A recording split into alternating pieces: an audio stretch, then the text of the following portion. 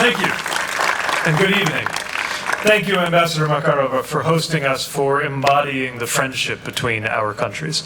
Let me join the ambassador in expressing our appreciation for the medical professionals here, the first responders who came swiftly, and I know all of us are joined in wishing the congressman a swift and full recovery.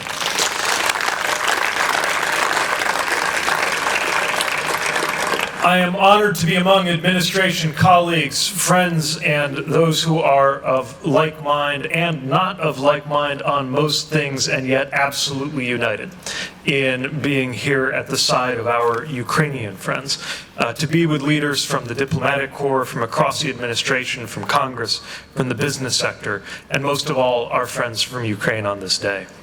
As the ambassador said, an Independence Day is an occasion that is marked with special resonance in any democratic country.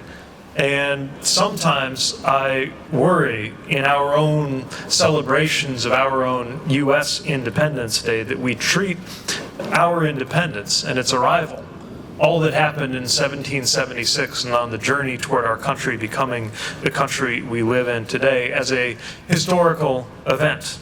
A distant historical event, when the truth is that freedom and independence are never secure, must always be safeguarded and defended by each generation, sometimes at great cost. The people of Ukraine did not ask to be the living reminders of this fact in our time, and yet they have been reminded of this reality in the cruelest of terms. And just as importantly, have responded in the most inspiring of ways. Soon after Ukraine marked 30 years as a free and independent nation, the Russian Federation launched its brutal and unprovoked full-scale invasion, seeking to take away that freedom and independence that they had already been assaulting for so many years. And yet, as we gather here, even as Ukraine remains under attack, Ukraine remains free. Ukraine remains independent. And the United States remains unwavering in our commitment to Ukraine's freedom and independence. President Biden and Vice President Harris have built a global coalition that is providing vital economic, humanitarian, and military support.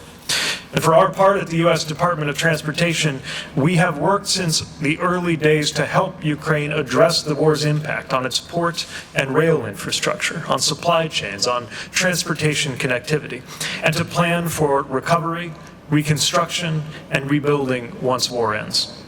Last year, I had the honor of visiting Ukraine to see the impact of the war on their infrastructure, to meet with President Zelensky, with the Prime Minister, with my counterparts, and with other Ukrainian leaders to reinforce our partnership.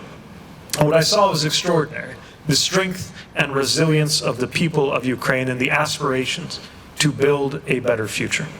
So the United States will continue to stand with Ukraine, not just until Ukraine secures a just peace, but until Ukraine has rebuilt, and long after that, as a friend and as a partner. So to all of our friends from Ukraine who are here, we thank you. We know you did not ask to be in this position or to become a global symbol of the struggle to protect democracy. You actively work to avoid this circumstance. But given no choice but to defend yourselves, you have done so in ways that have rallied so many around the world to your cause. Part of why the world picked up its head and noticed your bravery is you have called us to recognize that you are defending not just your freedom, but all of ours, against a threat that would only continue to grow across nations and continents if it were allowed to. That is why your cause is our cause, your freedom is our freedom, and our fate is shared.